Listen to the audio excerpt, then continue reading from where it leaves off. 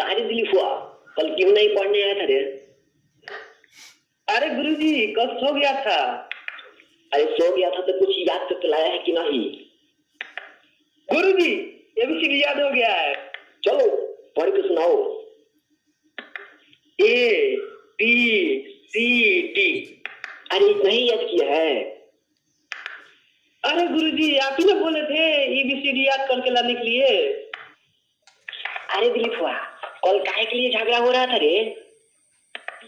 अरे सर जी आपको पता नहीं है, कल बारात में झगड़ा हो रहा था ना, तो मिठाई लूट लूट के खा रहे थे।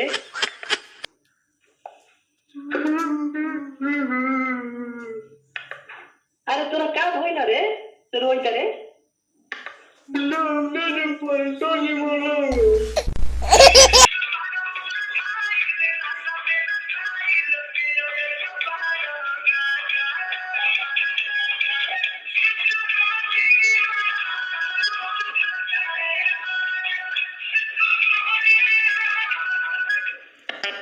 अरे दिलीप हुआ क्या कर रहा है रे?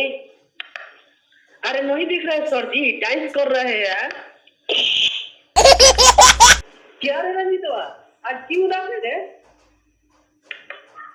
अरे गुरुजी आपको पता नहीं है, हमारा गर्लफ्रेंड कल छोड़ के भाग गया, इसीलिए उदास बैठे हैं।